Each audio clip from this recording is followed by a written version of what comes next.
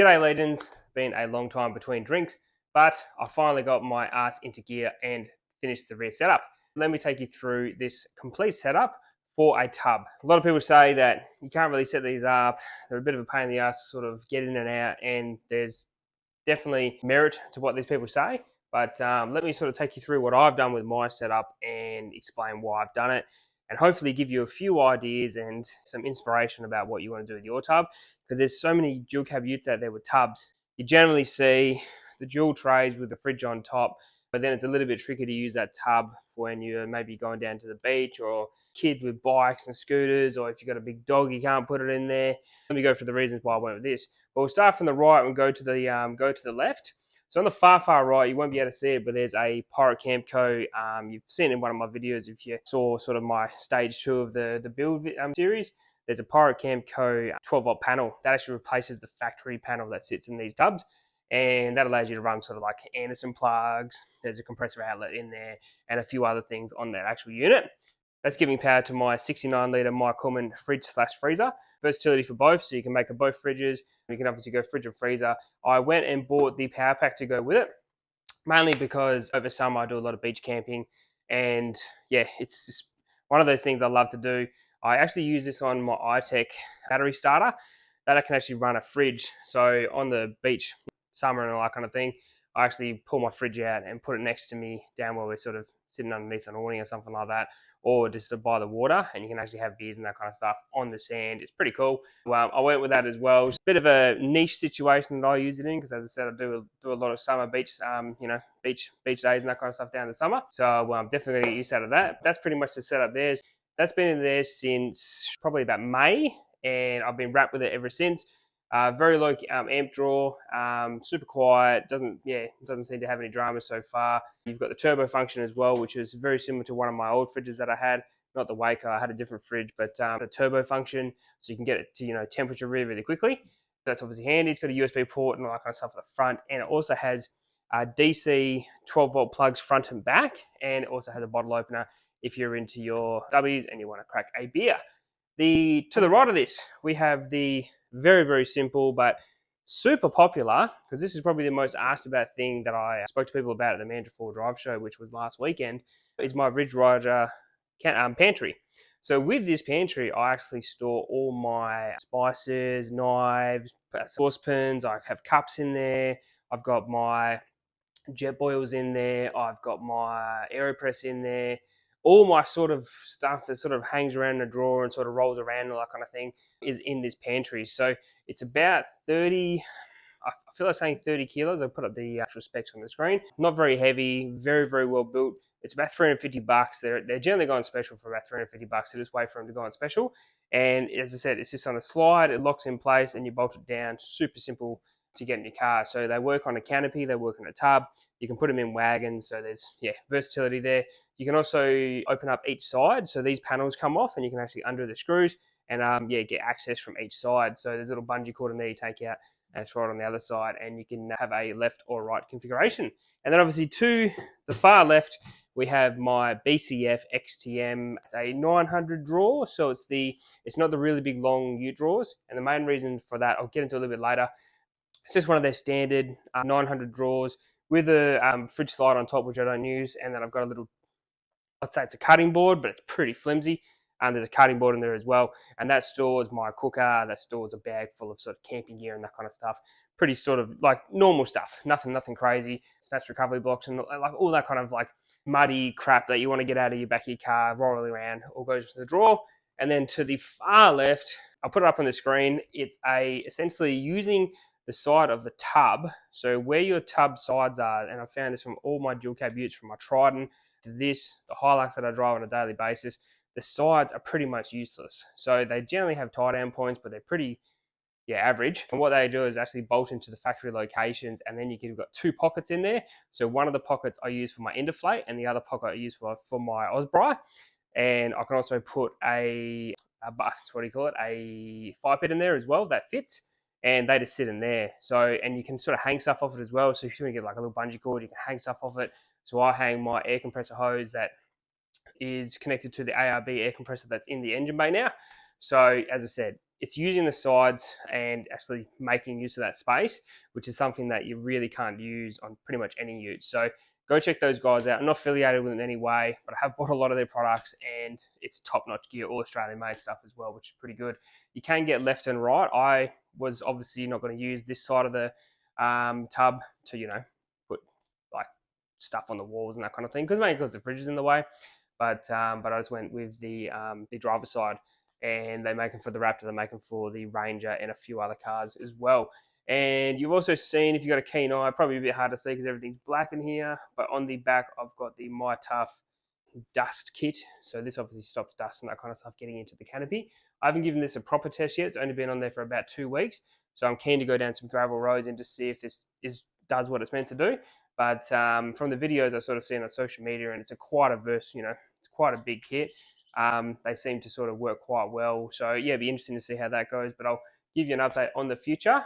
And probably the main thing to make all this work, and probably the hardest thing that I found, was with tubs, obviously, with the back of the car, especially if you've got a liner, or if you just got a bare metal with like a wrapped coating or something like that on, you've got these sort of grooves which you sort of need to mount everything to, which is a bit tricky because sometimes when you mount these things in the back of the car, they might be sort of half in a groove and half out of groove, so sort of things are on the piss. So what I had to do was make a false floor. So I just went to Bunnings.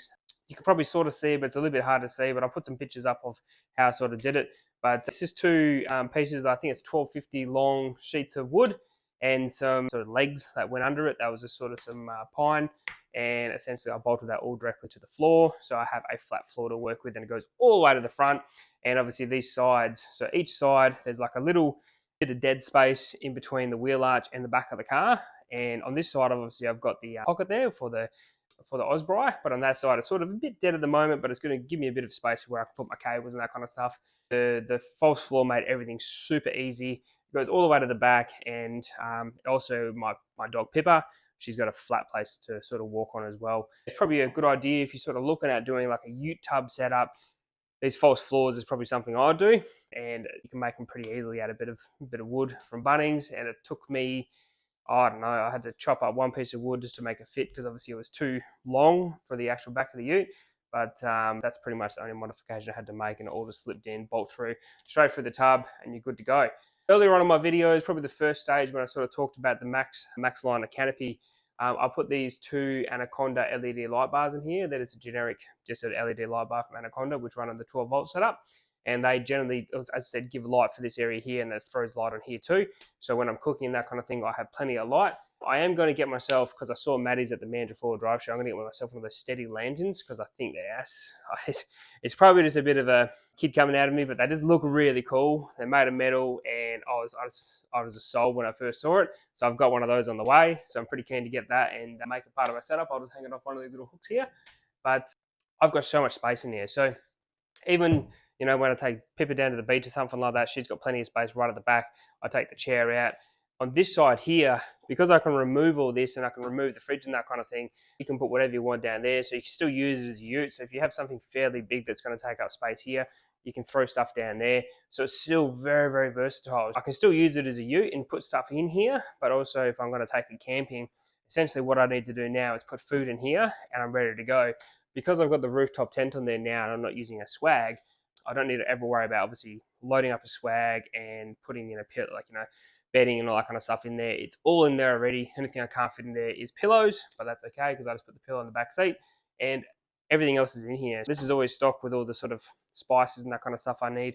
This is always stocked up and I just need to put food in here. So generally when I leave to go camping, I go straight to Woolies, Coles, whatever's closest, fill my food up that I'm going to take for my camping trip and then cruise out. So it makes it very, very easy. And I think, especially with tubs and rear setups and that kind of thing, the easier the better, and also the lighter the better. There's not much weight in here. Over the rear, I've got a fair bit of weight with the rooftop tent and the canopy and that kind of stuff, but I haven't actually added too much weight to the rear.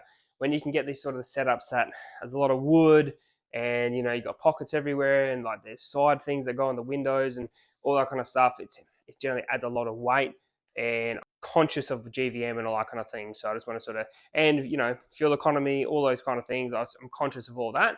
I don't want to overload this thing or load it up too much.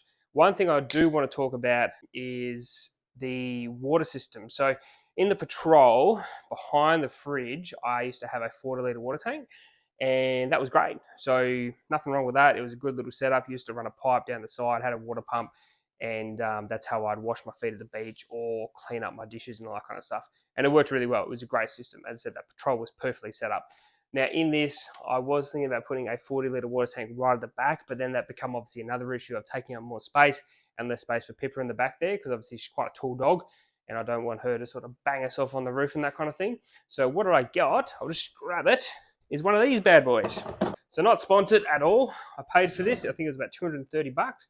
But this, I think, is probably one of the most genius ideas, especially if you're trying to get a simple water setup on any car. It's removable, and the fact that you don't have to have it permanently mounted is pretty damn awesome. So they give you in the kit, obviously it's an on-tap water tank. So they give you essentially a garden hose with a nozzle on the end. You have a 12-volt plug, water infill. Your hose obviously connects to here. It's pretty simple, goes on there, and this becomes your setup. Squirty, squirty, and that's it. You're probably wondering, oh, how does the water come out? It's very, very simple. This guy here obviously connects into the power, and then there's a water pump built inside of it. So that just pressurizes, and you have water on the go. 20 litres, which is perfect for probably maybe a day or two just to wash dishes and that kind of stuff. I probably wouldn't go too, I wouldn't go a week with something like this. If you had two on the back of your car, that might be a little bit better, or maybe just have one of these and a spare jerry so you can refill it. But for me, doing overnighters and a couple of nights out in the bush and that kind of thing, the fact that it's black as well was pretty good, because obviously it just sort of blends into the back of the car. I have plenty of places to mount it, and another cool thing is if you leave it out in the sun, it gets nice and hot. The water gets hot inside, so if you do want to have a quick shower or a bit of a wash off and that kind of thing in the bush, you can do that as well. So if you remember those sort of bladders used to hang off the trees and that kind of thing, you can use this in the same way. Obviously, just chuck it out in the sun, have a nice warm shower out in the bush. But that is my water solution, and I think it's probably the best solution I could have come up with without going crazy with full 12-volt setups and water pump setups in the back of the car. The fact that I can just get rid of it out of the car whenever I need to is even better. And it, as I said, it doesn't clog up space in here. And it's just something that you're not driving around with every day. So you can probably see to the right there, I've got a Hilux. That's my daily driver.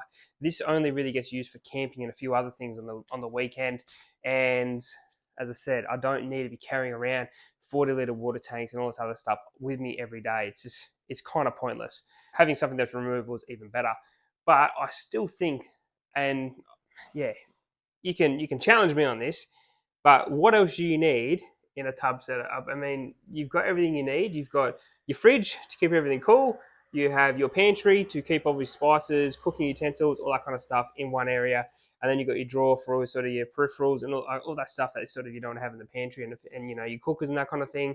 I've got lighting in here. I have the water setup and everything else I need. If I go out with my chainsaw just slides in there. I've got a chainsaw bag and I've got a rooftop tent to sleep on. I still think this, without going crazy, I mean, I could have gone full crazy 12, I could have put drawers in here and all this kind of stuff to, make my life a bit easier, but I cook on here generally most of the time. So, I mean, I don't really need pull-out drawers and all that kind of stuff. You have a flat table here. So, yeah, what else do you actually need in the back of a ute without going overboard? That's my rear ute setup. And I think it's one of the best ones you could do. Everything fits in so perfectly. This is literally bees dick measurements to make all this work, but I'm really glad it did. It come up absolutely Mickey Mouse, and I'm really happy with it. So I'd love to know what you guys think about how I've done it. Everyone that I spoke to at the show was really, really impressed how this was sort of laid out and done. But as I said, put something down in the comment section of what you would do with your rear tub setup. And hopefully it's given you sort of a bit of inspo and a bit of inspiration about how to set up your rear drawers and how to set up your rear tubs. And I did want to show you guys this can be done on a budget. The most expensive thing in here is the fridge. So everything else has been done on a budget. As I said, this from Supership, this from BCF, the sliders from Kings. That's probably the most expensive part out of the whole setup. It's to a budget too, and I think it's done really, really well. So I'm really, really happy how this all turned out. But yeah, I'm going to take it on its maiden voyage in probably a couple of weeks, do a bit of a trip video, go down south somewhere while I can still have a fire. And yeah, give it a really good rundown, see how it works out in the wild. But I've used it a couple of times sort of at home and that kind of thing, and just sort of worked around things and how it's, how you're going to have this laid out and where things are going to go. And I think it's going to work absolutely top notch. And the fact that I've got the rooftop tent and that kind of thing on there now, this whole setup now is literally 60 seconds. Like, it's so good.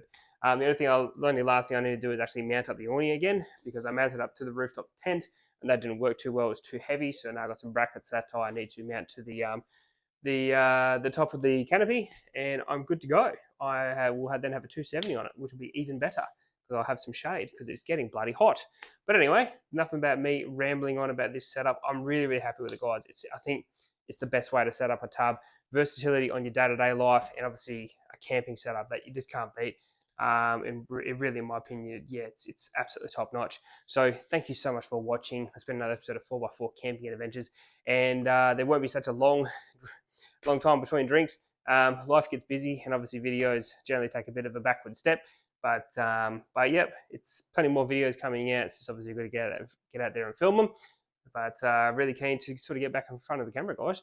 But yeah, tell me what you think. If I don't see other tracks and trails, I might see you in the next video. If I don't see you in the next video, I shall see you later, and have a great Sunday. Bye.